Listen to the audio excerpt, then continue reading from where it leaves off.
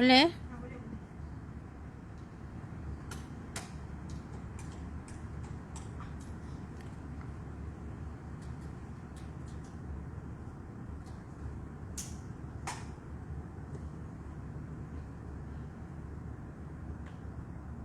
Mana yang lain ni? Kita buat online je lah.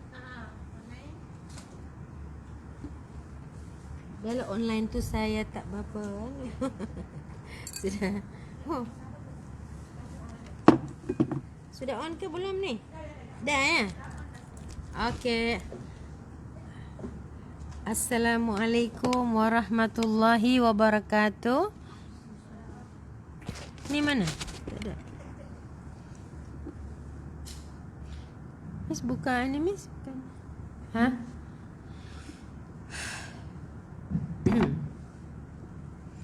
أعوذ بالله من الشيطان الرجيم بسم الله الرحمن الرحيم الحمد لله رب العالمين الرحمن الرحيم مالك يوم الدين إياك نعبد وإياك نستعين اهدنا الصراط المستقيم صراط الذين أنعمت عليهم غير المغضوب عليهم ولا الضالين آمين Alhamdulillahilladzi ahad al-fardus samad alladzi lam yalid wa lam yulad wa lam yakul lahu kufuwan ahad. Asyhadu an la ilaha illallah wahdahu la syarikalah wa asyhadu anna Muhammadan abduhu wa rasuluh. Allahumma salli ala sayidina Muhammad wa ala alihi wa sahbihi wa sallim. Allahumma salli ala sayidina Muhammad wa ala alihi wa sahbihi wa sallim. Allahumma salli ala sayidina Muhammadin wa ala alihi wa sahbihi ajma'in. Allahumma anta rabbi la ilaha illa anta khalaqtani wa ana abduka wa ana ala ahdika wa wa'dika mastata'tu a'udzu bika min syarri ma sana'tu abu'u laka bi ni'matika alayya wa abu'u bi dhanbi faghfirli fa innahu la yaghfirud dhunuba illa anta subhanaka la ilma lana illa ma 'allamtana innaka antal alimul hakim. Rabbi shrah li sadri wa yassir li amri wahlul 'uqdatam min lisani yafqahu qawli. Allahumma anfa'na bima 'allamtana wa 'allimna ma yanfa'una wa zidna ilma warzuqna fahma. Taqabbalallahu minna wa minkum taqabbal ya karim. Alhamdulillah, dengan izin Allah Subhanahu wa taala kita lanjutkan pengajian hari ini walaupun sudah beberapa lama kita tak sempat bersama-sama dalam majlis taklim. Hari ini alhamdulillah ustazah pun tiba-tiba juga. Ya, bila tanya Munira hari ini okey. Jadi sekarang tak setiap minggu ya, kan? Sebulan sekali, 2 kali saja.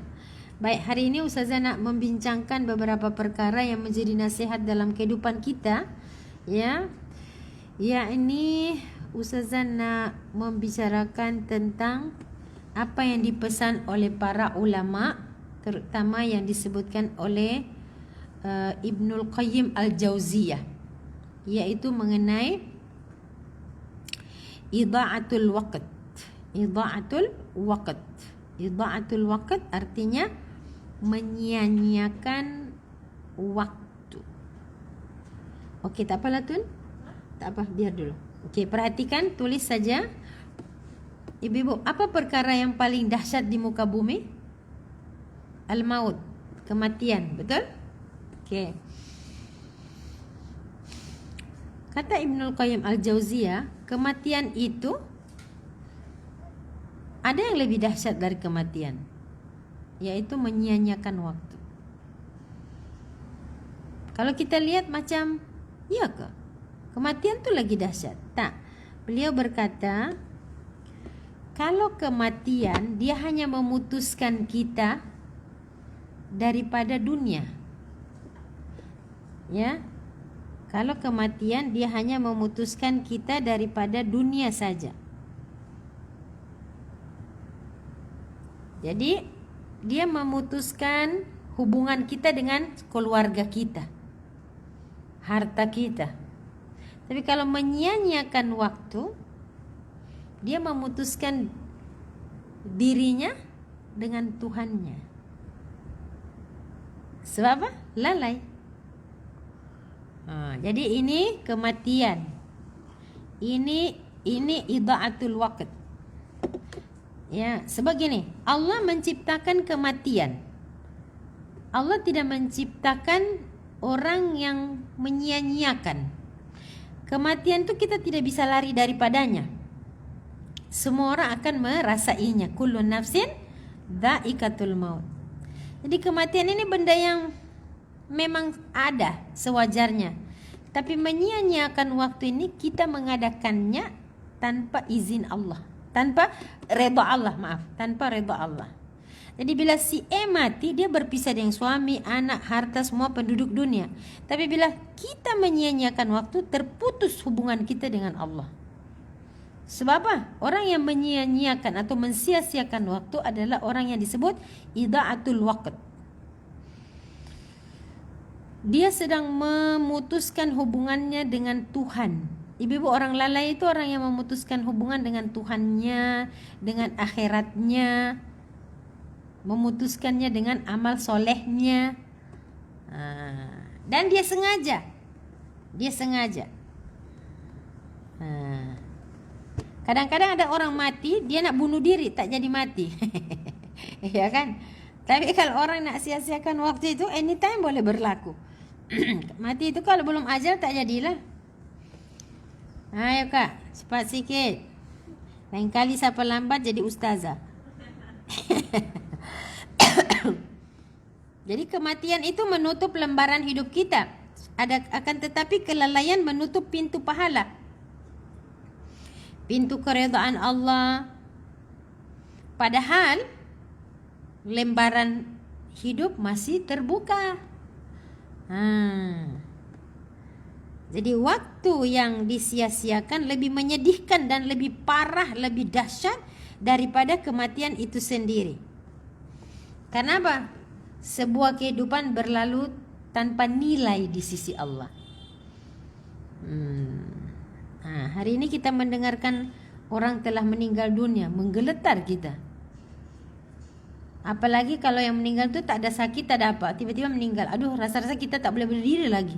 Rasa-rasa kita pun dah nak mati dah. Tapi bagaimana sikap kita melihat orang duduk-duduk sambil buang masa? Tak ada apa pula kita.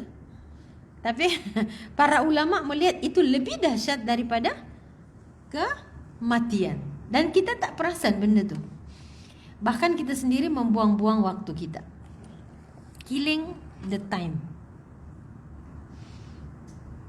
Nah, inilah ketertipuan manusia. Jadi sebenarnya orang yang duduk-duduk, nongkrong, tidak tahu apa tujuan ceritanya, tidak tahu apa tujuan kumpul-kumpulnya, ini disebut idaatul waqt. Idaatul waqt. Kita kan kalau lihat orang aksiden, ayo kesiannya, meninggal. Mudanya. Tapi kenapa kita tak pernah kesian muda-muda ni buang-buang waktu? Ada? Tak ada. Jadi kita tersalah lihat, tersalah nilai. Paham ibu-ibu? Saya sungguh terperanjat bila membaca kajian yang disebut oleh Imam Ibnu Qayyim Al-Jauziyah bab idaatul waqt. Betul-betul terperanjat. Apalagi kalau kita dalam hidup, tak apa, muda lagi. Tak apa. Tak apa itu jadi prinsip hidup kita. Jadi innal insana lafi khusr berkaitan dengan apa yang dinasihatkan oleh Ibnu Qayyim ini. Sesungguhnya manusia dalam kerugian. Ya. Kenapa? Jadi kita melihat ruginya dia dah mati padahal masih muda. Ruginya dia dah mati padahal sehat. Sebenarnya kematian itu sesuatu yang wajar berlaku sebab dia tidak mengenal umur, sehat, waktu dan lain sebagainya. Tapi idaatul waqt ini yang tidak wajar. Sebab nilai waktu adalah umur kita. Jadi orang yang idha'atul waqt atau menyia-nyiakan waktu, dia sudah menutup pintu atau lembaran hidupnya. Dia telah memutuskan dirinya daripada akhirat. Seolah-olah dia tidak ada masa depan di akhirat. Itu dia. Jadi ilmu, waktu, kesihatan, apa saja yang ada hari ini gunakan dengan benar. Sebab itu Imam Al-Jauziyah menuliskan tentang banyak nikmat Allah yang diberikan pada kita, tapi kita buang. Nikmat-nikmat itu nikmat besar, tapi disia-siakan. Oke, apa saja nikmat itu? 1, waktu. Waktu. Nikmat yang pertama ialah al-waqt. Nikmat waktu. Waktu itu lebih berharga dari emas, ibu-ibu. Kalau hari ini emas kita dicuri orang, besok kita boleh beli lagi. Ada tak sekarang emas dibeli dengan harga ansuran? Boleh kan? Tapi waktu boleh kita beli? Tak boleh. Laisal fata ya'udu walau yauman. Masa muda kita yang berlalu itu tidak bisa kembali walau sehari. Tak bisa kembali. Nah, sekarang tinggal ada sisa-sisa waktu ini, gunakanlah sebaik-baiknya. Jadi setiap saat yang digunakan tidak menghadirkan Allah, tidak membuahkan kebaikan, itulah kerugian dari segi waktu. Benar kata Imam Syafi'i, kalaulah tidak diturunkan 114 surah dalam Quran, cukup Allah turunkan 3 ayat saja. Wal asr innal insana lafi khusr illa alladziina amanu wa 'amilus salihati wa tawassaw bil haqqi wa tawassaw bis sabr. Cukup mengatur manusia seantero dunia. Tidak usah 114 ayat kata Imam Syafi'i. Tidak usah 114 surah. Tidak usah 6.000 lebih ayat. 3 ayat sudah. Kalau dipahami itu sudah. Bereslah dunia ini diatur dengan surah Al-Asr. Tapi ternyata sudah 6.000 lebih pun tak berjaya. Tak berjaya apa? Manusia itu diatur oleh Al-Quran. Bukan Quran yang tidak berjaya, manusianya yang tidak berjaya diatur oleh Al-Quran, bukan Qurannya. Quran itu mukjizat, mustahil tidak bisa mengatur kita. Ya karena kita itu terlalu dahsyat sehingga tersia-siakan nikmat yang besar daripada Allah itu. Kemudian yang kedua, apalagi nikmat yang Allah berikan pada kita? Hati kita, tempat adanya rasa. Ibu-ibu, dalam hati kita ada siapa? Ada suami, ada anak, ada perniagaan? Keluarkan. Ada Allah dan Rasul saja. Jangan meletakkan makhluk di dalam hati. Buang. Habis itu suami nak letak di mana? Anak nak letak di mana? Di doa. Letakkan anakmu di doamu, letakkan suamimu di doamu, letakkan semua di doa kita. Buat apa letak suami di hati tapi tidak didoakan? Luruskan dulu itu. Isi hati itu tidak boleh makhluk. Dia mesti Allah dan Rasul saja. Yakni Allah sebagai Khalik, Rasul sebagai makhluk yang Allah pilih. Makhluk yang Allah jadikan sebagai wasilah pengenal Allah kepada manusia. Selain Allah dan Rasul, semuanya sila diletakkan di doa masing-masing. Doakan suami, doakan anak, doakan jiran, doakan ibu bapa. Kan? Jadi apa? Hati diciptakan oleh Allah untuk mengenalinya, untuk mencintainya, untuk mengingatinya. Jika hati itu penuh dengan makhluk, maka kelalaianlah yang menjadi topik utama dalam rasa, ingatan, gerak langkah hidup makhluk saja. Akhirnya dia kehilangan kehidupan yang sebenarnya.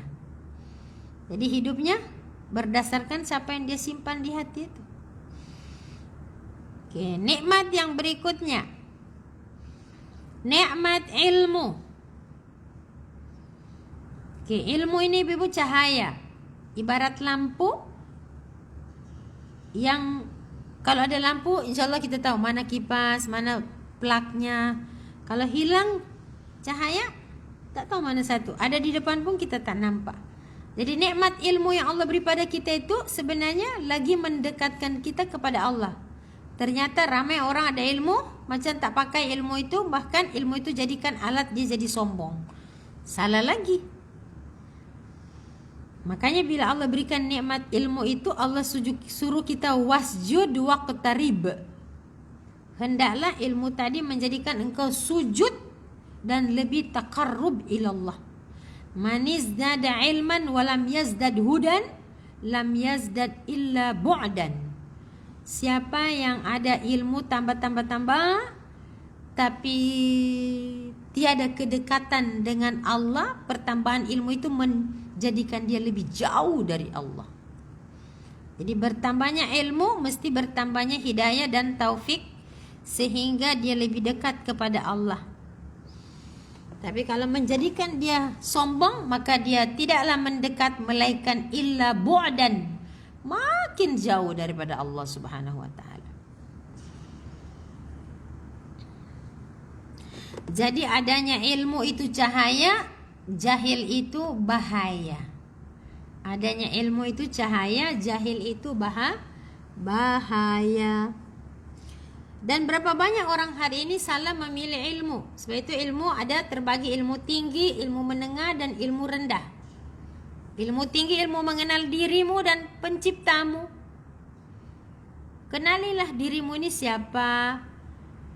Kenalilah penciptamu, untuk apa saya dicipta, apa yang saya harus buat. Lepas ni ke mana? Sebab kita kan dari mana? Dari sana, alam roh, alam rahim. Singgah sebentar alam dunia, pergi nanti alam barzah, lanjut alam mahsyar. Mana hidup ini sebuah perjalanan. Ya, perjalanan dari Allah ke Allah. Inna lillahi wa inna ilaihi raji'un.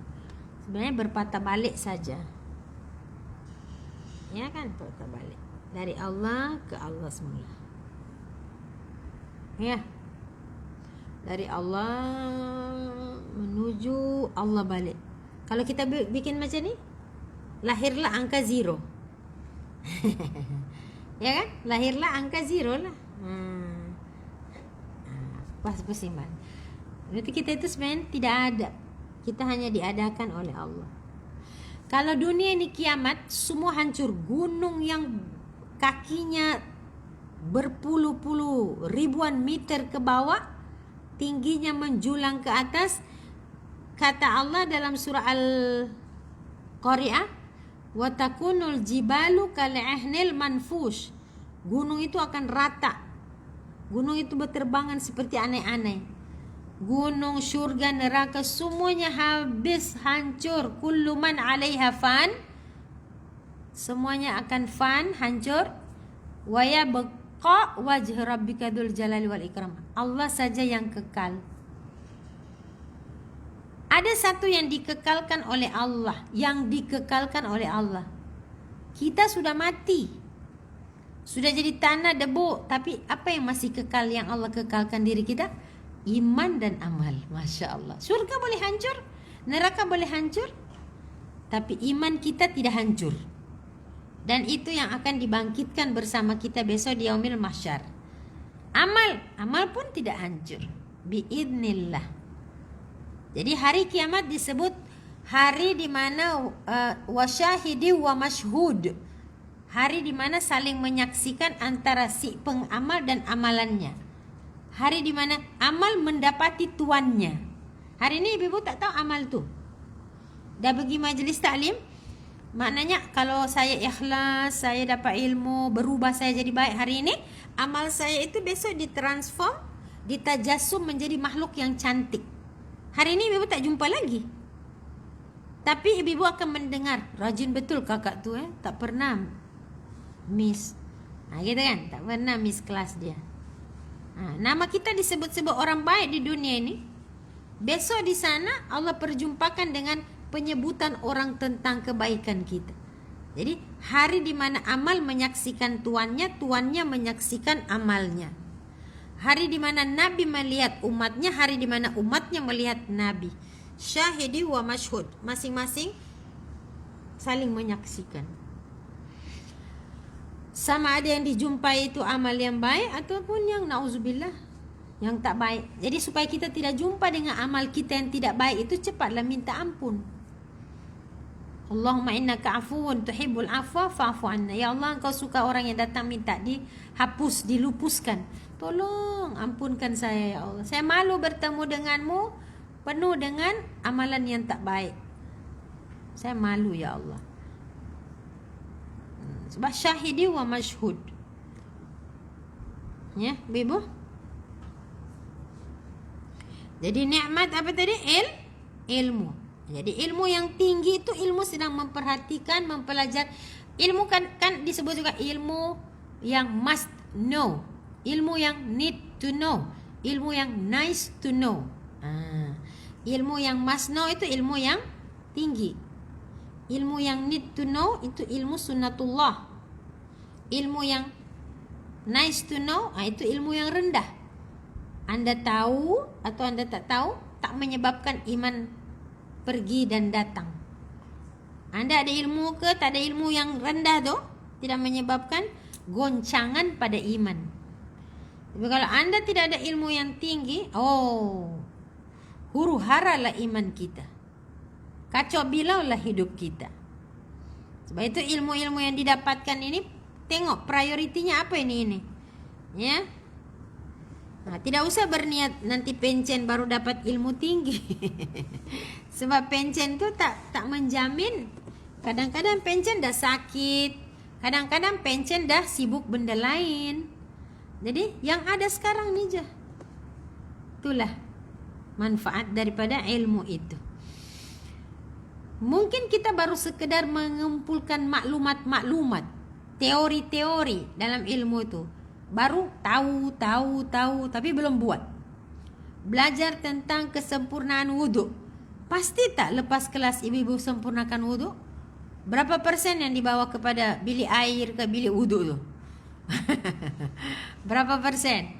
Belajar tentang solat khusyuk. Berapa peratus yang menyertai? Ilmu menyertai kita ketika solat tu dan khusyuk. Jadi ilmu itu bukan segunung maklumat saja, dia ada matlamat. Belajar tentang Quran, belajar tentang fiqh, belajar tentang hadis, belajar tentang tafsir, belajar tentang akhlak. Betul ke kita macam akhlak itu? Atau baru bawa pulang maklumat, baru bawa pulang buku yang ditulis? Berapa yang akan ditransform menjadi amalan?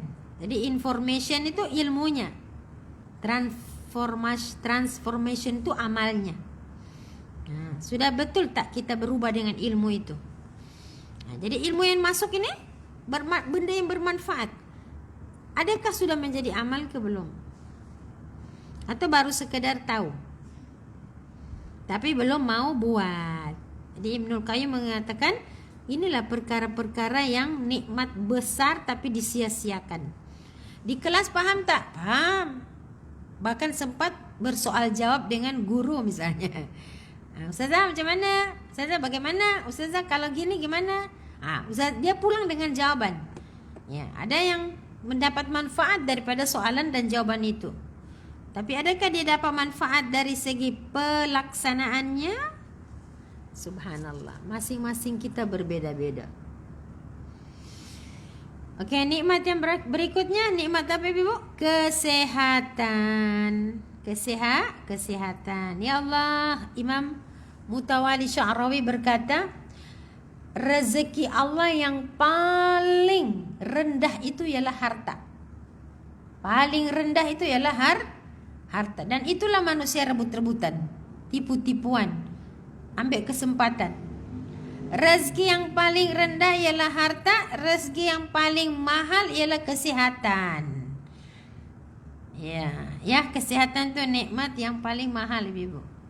Kalau sudah sakit kita, ada nilai lagi tak uang kita? Tak ada. Berapa harga obat itu? Si A sakit yang sama dengan sakitnya kita. Dia beli obat baik. Ibu-ibu ketika nak beli obat tu walaupun mahal, karena sudah ada bukti orang tu sehat, ibu-ibu akan beli. Dah tak ada harga lagi duit itu kalau mahal pun. Sebab nyawa kita lebih, kita nak pertahankan. Tapi berapa banyak orang sehat malah melawan Tuhan. Buka surah Yasin. Ada 2 surah nih saya nak ambil ni. Surah 16. Surah 16 ibu-ibu. Kita ambil surah An-Nahl. Bagaimana manusia itu punya. Saya nak tanya ibu, manusia sehat dan manusia sakit, mana yang lebih berpeluang melawan Tuhan? Yang sehat ke yang sakit? Yang sehat kan? Yang sehat lah. Kalau sudah sakit, dia sudah lemah. Jadi banyak orang menyia-nyiakan kesehatan. Lihat itu ayat 16, surah 16. Surah An-Nahl ayat 2 ya kalau tak silap saya. A'udzu billahi minasyaitonir rajim. Ayat 3. Bismillahirrahmanirrahim. Saya baca, ibu-ibu translate ya. Khalaqas samawati wal arda bil haqq. Dia menciptakan langit dan bumi dengan hak. Apa itu hak di situ? Kebenaran. Ta'ala amma yushrikun. Maha tinggi Allah dari apa yang mereka persekutukan. Manusia mempersekutukan Tuhan kan? Kalau dia tak mempersekutukan dengan patung, dengan berhala, dia akan mempersekutukan Tuhan dengan apa? Hawa nafsunya. Tak ada berhala, tapi berhalanya di mana? Dalam diri dia, hawa nafsu. Kalau manusia tidak mempersekutukan Tuhan dengan berhala, maka dia akan mempersekutukan Tuhan dengan hawa nafsunya. Sehingga itu ramai orang berkata dunia ini jadi dengan sendirinya. Law of nature. Dengan ilmunya pula. Padahal ilmu itu ilmu rendah saja. Tidak ada yang ciptakan dunia ini jadi sendiri. Aduh. Ya, itu mempersekutukan Tuhan juga. Ya. Seolah-olah ilmunya itu lebih hebat dari ilmunya Allah yang mencipta. Now, lihat ayat 4. Khalaqal insana min nutfatin. Dia Tuhan ciptakan manusia daripada nutfah, a drop of sperm. Fa idza huwa khasimum mubin. Tiba-tiba manusia itu bila dah besar, bila dah pandai, dia bukan jadi taat. Khasimum mubin. Jadi penentang yang nyata. Sekarang saya tanya, manusia menjadi penentang ini kalau dia sehat ke sakit? So nikmat sehat sepatutnya mengingatkan kepada sang pencipta pemberi nikmat. Malah dia lawan Tuhan. Bila dah sakit baru dia ya Allah. Bila sudah sakit dia ya Allah. Bila sudah sehat dia bilang oh my God. Iya. Okay. Letak dekat ayat situ Yasin 77. Yasin ayat 77.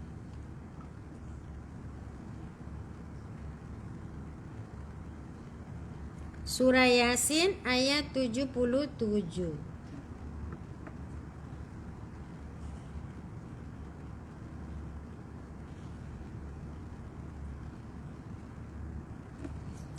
A'udzu billahi minasyaitonir rajim. Bismillahirrahmanirrahim. Yasin semua dah hafal kan? Awalam yaral insan. Apakah manusia tidak perasan, tidak memperhatikan? Anna khalaqnahu min nutfatin. Bahwasanya dia itu dicipta dari a drop of sperm. Sama tak dengan ayat tadi? Lebih kurang sama kan? Fa idza huwa khasimum mubin. Tiba-tiba dia jadi penentang yang nyata. Nah, ketika manusia jadi penentang yang nyata itu bukan dia tengah sakit. Kalau dia sakit itu dia menentang dengan hati. Contohnya apa? Dia mulai mengeluh. Kenapa saya sakit? Kenapa saya, ya Allah? Dia macam tak bisa reda atas ujian sakit tadi. Waktu dia sehat, dia menentang dengan segala-galanya. Perbuatan jangan. Banyak tak orang sehat tak solat? Lepas dia sakit, baru dia solat. Pada waktu itu dia nak solat, dia dah solat berdiri. Tak, dia dah solat duduk. Pada waktu itu dia solat berbaring. Mana kesehatannya? Sudah habis, sudah hilang, sudah expire. Waktu dia masih elok lagi bisa hafal, bisa ingat, entah apa-apa dalam kepala dia ingat. Entah nama-nama siapa, patutnya dia hafal nama-nama surah lah. Kalau dia tak boleh hafal Quran pun, at least dia hafal apa konten ayat ini. Dia tahulah hidup dia itu adalah persahabatan dengan Quran. Susahlah saya nak hafal Quran tu saja. Ya, at least kita tahu ada Quran cakap macam ni. At least jangan sama sekali macam orang baru masuk Islam.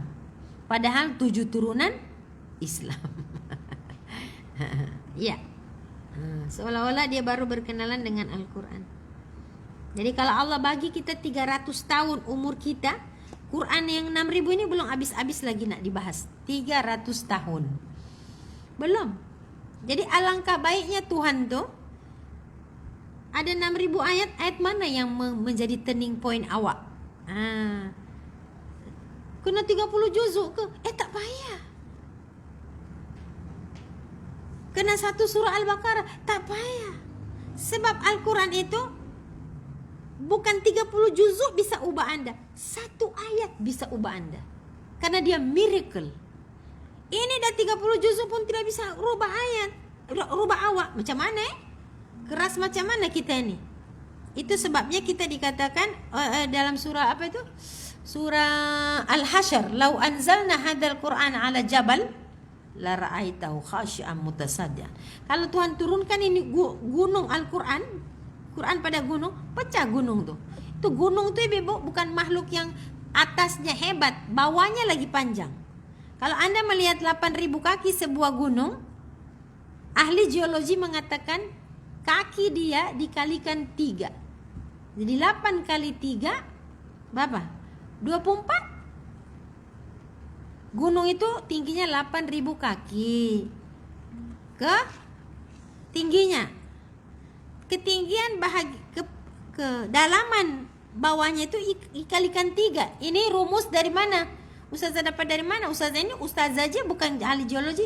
Kami belajar, kami baca macam mana kajian para ahli geologi. 3 kali lipat kedalamannya.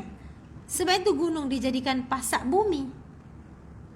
Mana boleh pasak itu atas lebih tinggi daripada bawah. Bawah kena lebih rendah. Contoh macam paku. Paku itu kan panjang. Bila dia memaku sesuatu, ibu-ibu nampak dia punya kaki ke bawah lah panjang. Kepalanya di ke atas tu. Subhanallahirrahim. Jadi kalau gunung yang macam tu boleh khasyian mutasaddian min khasyatillah, takkanlah kamu sudah 30 juzuk? Takkanlah kamu sudah 114 surah masih macam tu juga? Ada apa dalam hati itu? Ada apa dalam minda kita punya keras tu? Masya Allah. Bila Allah buat perbandingan dengan surah Al-Hasyr ayat berapa tu? 21 kalau tak silap takut kita. Makanya ada satu amalan tu bila lau anzalna hadzal qur'ana ala jabalin, disuruh pegang kepala kita. Sebab apa? Supaya ubun-ubun kita ini janganlah degil sangat. Janganlah hasimum mubin. Kan ada amalan tu bila kita tengok anak-anak yang berzikir lau anzalna, baca apa itu? Maksurat ke ratib kan, suruh pegang kepala ni supaya jangan degil sangat. Jangan frontal lobe kita ini terlalu keras sehingga produksi bohong-bohong tu banyak dekat kepala kita. Ya. Jangan menyamakan antara sains dengan wahyu. Kalau sains datang kepadamu, kamu boleh kata, saya tak percaya, mana buktinya? Saya tengok dulu, masuk makmal, buat kajian, buat eksperimen, baru saya percaya. Itu boleh kalau sains.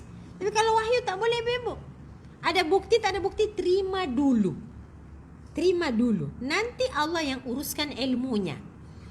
Sebab itu ilmu daripada Nabi, you tak boleh nak ragu lagi. Tapi kalau sains, seorang sains, saintis datang, dia kata ini ada kajian gini. You boleh, okey, saya tak terima dulu, saya tengok dulu, saya baca dulu, saya kaji dulu. Boleh search and research dulu. Tapi kalau wahyu tak boleh. Sikap kita lapang dada, terima. Sami'na wa ata'na. Nanti lepas tu bila sami'na wa ata'na, baru akan Allah berikan kita zidnahum huda, tambahan hidayah. Zidnahum huda, zidnahum huda. Masya Allah. Ditambah lagi. Subhanallah. Masalahnya terima dulu. Kalau kita ragu dulu susah. Kalau sains boleh. Kita ragu dulu boleh. Quran bukan sains, Ibu. Quran wahyu. Okey. Jadi ilmu itu sepatutnya bila Allah berikan nikmat sehat, nikmat ilmu, nikmat waktu, nikmat hati, ini sesuatu yang luar biasa yang sepatutnya barang-barang yang sangat-sangat berharga dalam kehidupan seseorang. Jadi nikmat kesihatan kata rezeki kesihatan adalah rezeki yang paling mahal sekali. Kemudian yang ketiga rezeki yang tadi apa? Yang paling rendah, harta yang paling mahal ialah kesihatan yang paling tinggi. Rezeki yang paling tinggi apa, Ibu? Apa? Yang paling tinggi. Bukan paling tinggi, sorry, saya tukar. Paling utama. Paling tinggi ke utama? Mana yang tepat? Utamalah ya, utama. Paling utama ialah anak. Anak.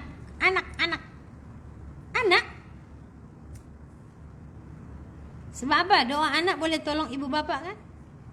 Once anak berkata Rabbighfirli wal walidayya, Allah tak sampai hati nak ngapa-ngapain ibu bapaknya. Ya, anak. Dan kalau anak itu wafat, al-ilmu yuntafa.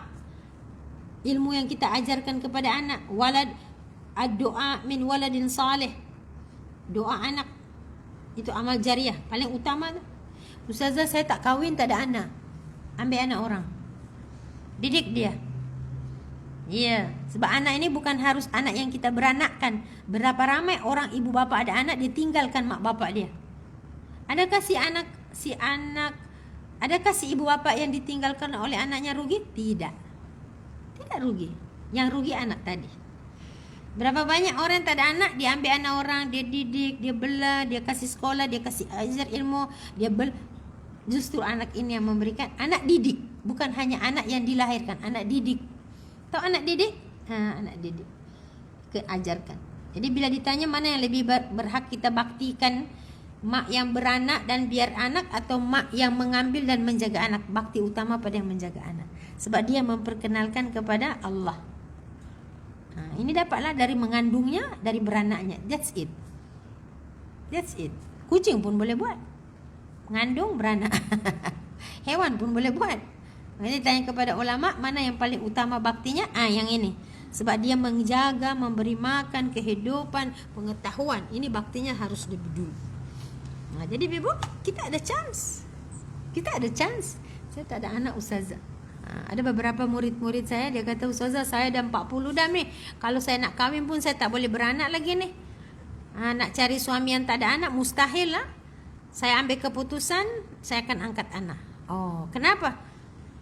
Sebab saya kejar nikmat yang rezeki yang utama.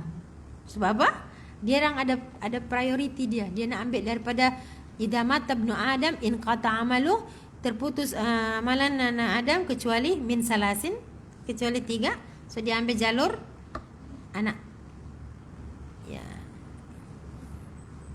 Boleh Ibu. Jadi rezeki yang paling utama ialah anak, sebab dia boleh ambil dari jalur hadis yang in kata amalu tadilah, putus amalan, tapi ada 3 yang terus sambung. Ya. Okey tak Ibu? Adil tak Allah tu? Sangat luar biasa. So tidak usahlah berputus asa yang tak ada anak. Dia boleh ambil anak didik. Ustazah, saya ni dah tua, macam mana nak didik anak orang ya? Ente punya fulus ada tak? Fulus tu bagi. Kasih sekolah anak orang, panggil ustaz. Ustaz didik ini anak ustaz. Jaga jaga kesejahteraan ustaz, jaga kesejahteraan orang yang mengajarnya, jaga ni, jaga anak-anak yang belajar tu. Ada banyak anak orang yang belajar yang terbiar. Itu memang shortcut. Itulah salah satunya. Dan bila kita tiada, mereka lah yang doakan. Binalah ya. Amal-amal yang besok dia terus on walaupun kita dah off. Amal-amal yang terus on walaupun kita dah off. Tiada yang membahagiakan di muka bumi ini, yaitu apabila nafas sudah berhenti tapi amalan masih berjalan. Siapa yang kita nak gunakan ni? Harta kita, ilmu kita. Saya tak ada ilmu, tapi ada harta. Iya, ada sedikit. Okey, gunakan itu. So semua orang berpeluang untuk selamat daripada ketakutan mahsyar, ketakutan di akhirat. Dan Allah siapkan benda tu. Mau tak kita ambil itu, terpulang pada kita. Baik, berikut. Nikmat yang rezeki yang paling sempurna ialah mencari dan mendapatkan ridha Allah. Siapa yang melihat bahawa ridha Allah itu rezeki? Tak ada kan? Tak kau sebut rezeki? Baju, makan. Itu. Jadi ada 4 kategori rezeki menurut Imam Mutawali Sya'rawi. Siapa Mutawali Sya'rawi ni? Syekh Mutawali Sya'rawi tu banyak tu dia punya video dalam YouTube tu. Mantan Syekhul Azhar Masir. Banyak tu. Dan sudah membuat satu kitab tafsir Asy-Sya'rawi. Ya, ulama kontemporer yang Masya Allah. Meninggalnya tahun 98. Saya ulang, rezeki yang paling rendah ialah harta. Hari ini habis, besok boleh datang. Dengan cara yang apa? Tidak disangka-sangka pun bisa datang harta tu. Yang kedua, rezeki yang paling tinggi, mahal, kesihatan. Rezeki yang paling utama ialah anak. Dan rezeki yang paling sempurna ialah mencari dan mendapatkan redha Allah Subhanahu wa ta'ala. Bila Allah sudah redha, apa saja itu yang dipanggil radiyatan mardiyah, ya. Tenanglah nafs itu. Baik, kita masuk kepada nikmat berikutnya. Tadi rezeki ya, sekarang nikmat. Nikmat apa yang Allah beri dan kita sia-siakan? Kerugian apa? Yaitu nikmat masa muda. Masa muda. Coba ibu lihat kesihatan, kekuatan ibu-ibu 10 tahun lalu sama tak dengan sekarang? Lah, tak sama apa yang tak samanya? Kekuatan kan? Kesihatan. Kalaupun kita masih sehat, tapi kita dah tak kuat dah. Tak kuat ibu-ibu. Ustazah sehat? Sehat. Tak ada sakit apa? Tak ada. Tapi kekuatan tak sama. Buka surah Rum. Surah 30 ayat 54 ya. Surah Ar-Rum surah 30 ayat 54 ke 56. Allahul ladzi khalaqakum min dha'fin thumma ja'ala min ba'di dha'fin quwwah thumma ja'ala min ba'di quwwatin dha'fan wa syaiban. Ada? Okey, ibu saya baca, ibu translate. Allahul ladzi khalaqakum min dha'fin. Allah cipta kamu dalam keadaan lemah, from a drop of sperm. Thumma ja'ala min ba'di dha'fin quwwah. Disitulah masa muda kita. Kuat kita, kuat beribadah ke kuat melawan? Allah Ustazah, kuat melawan Tuhan. Kuat bagi alasan. Kuat bagi hujah. Banyak tapinya di situ. Ya. Kuat melawan, bukan kuat beribadah, tapi kuat melawan. Wa ja'ala min ba'di quwwatin dha'fan wa syaiba. Kemudian daripada kuat Allah turunkan balik, lemah balik.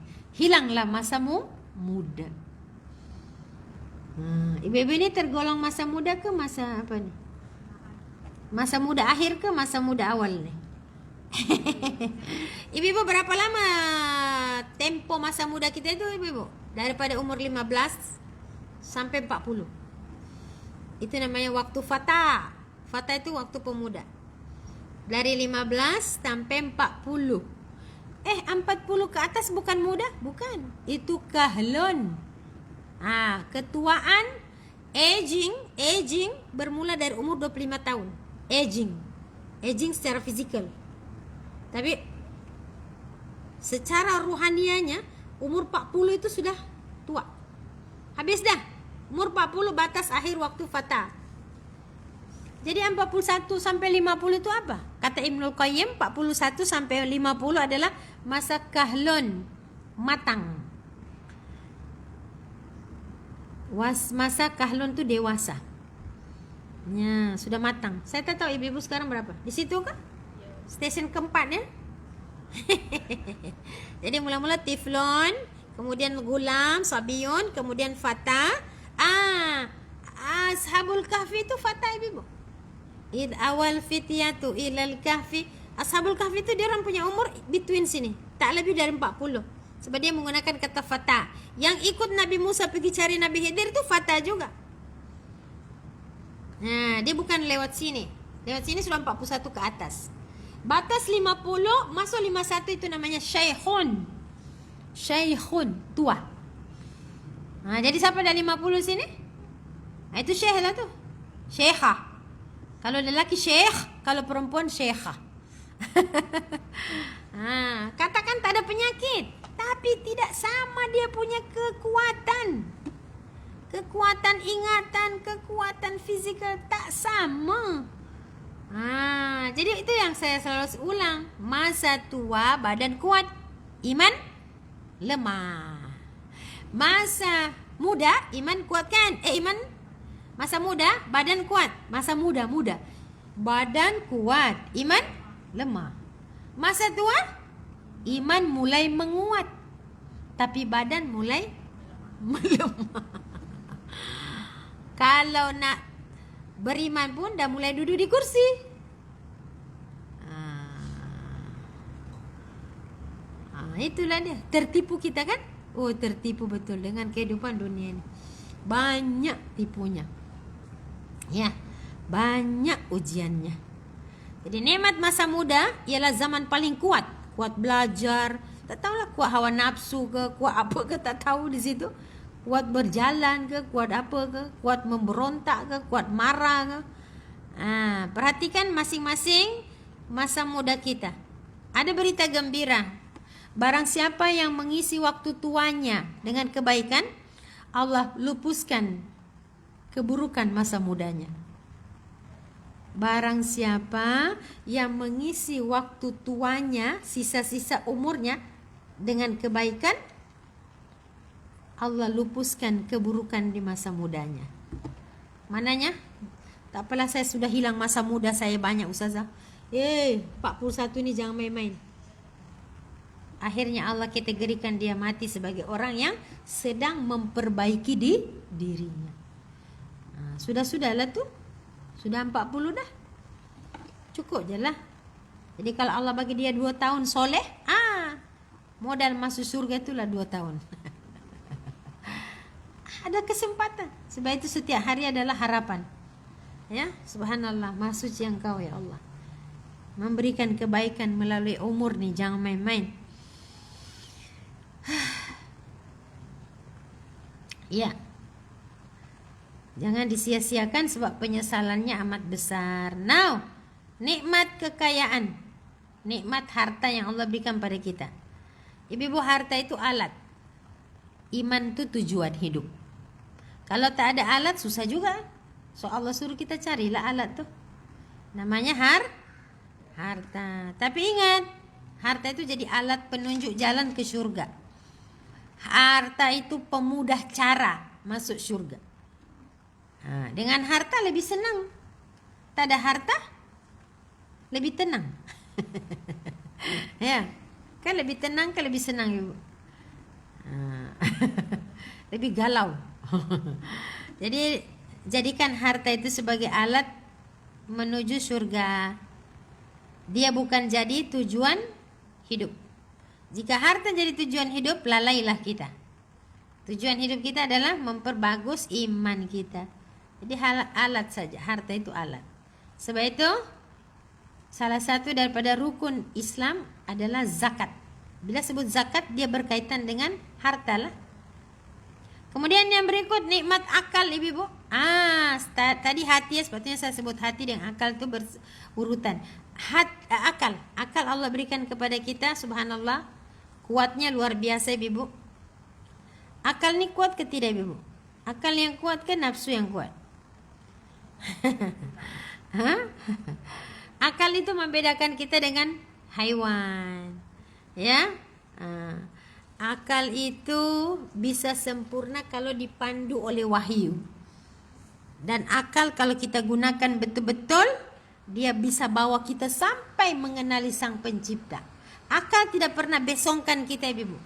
Akal selalu, kata ulama, akal itu seperti menteri penasihat. Bila hati sudah mulai terpesong, bila hawa nafsu sudah mulai berkuasa, akal akan meluruskan. Ya, akal akan meluruskan. Jangan, ya.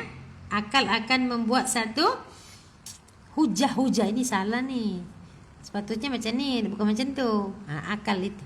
Selagi dia waras, selagi dia akal yang sehat dan digunakan untuk hal-hal yang diizinkan oleh Allah.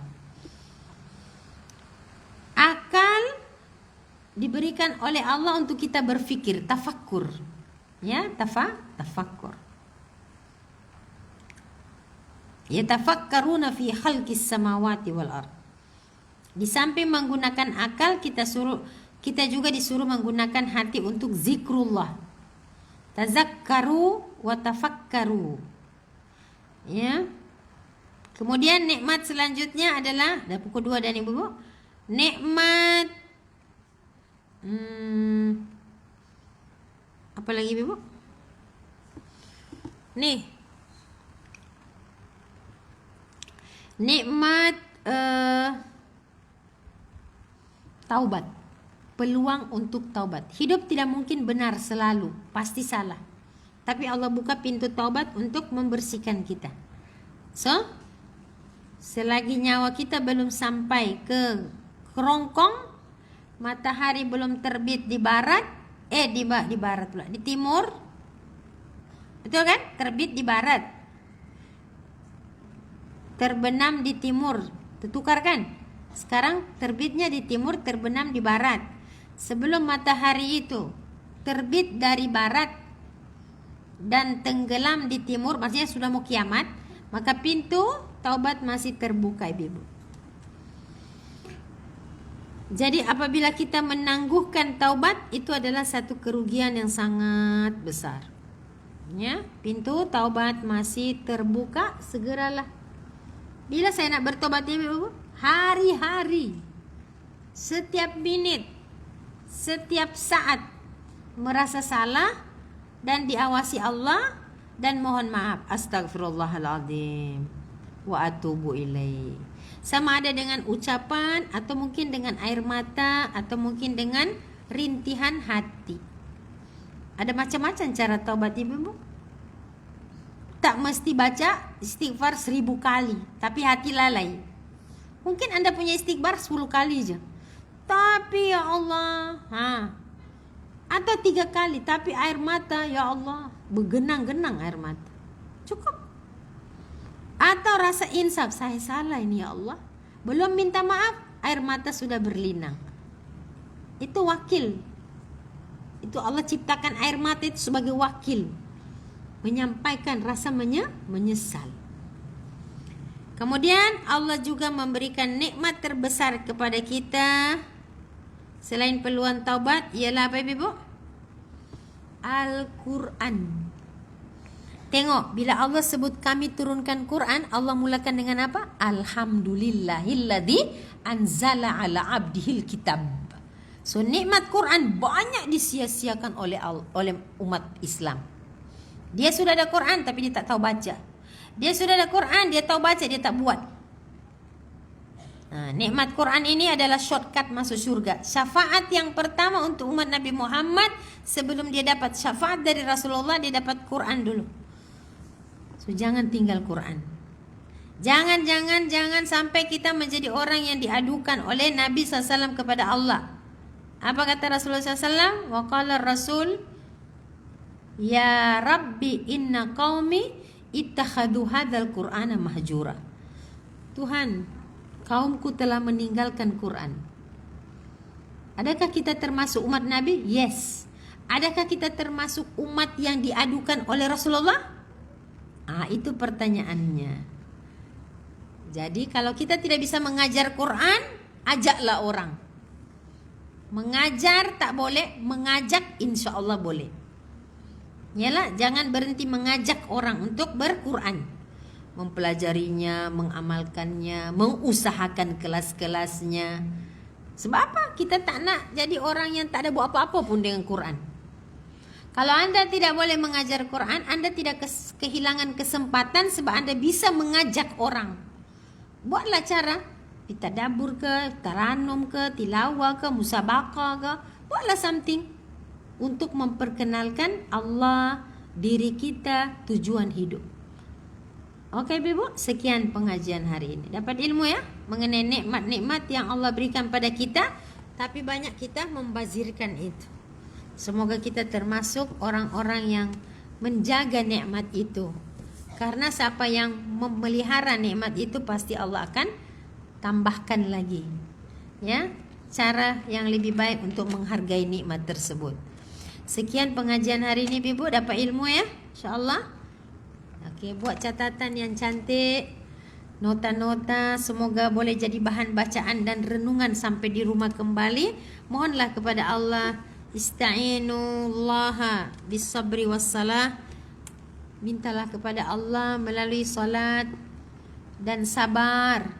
Semoga sabar artinya apa? Kuat. Ya, kita kuat. Tak ada orang, orang dengar tak dengar. Kita bukan nak ajak orang. Kita sebenarnya sedang mengajak diri kita sendiri untuk terus berada pada kebaikan walaupun fitnah akhir zaman yang begitu banyak.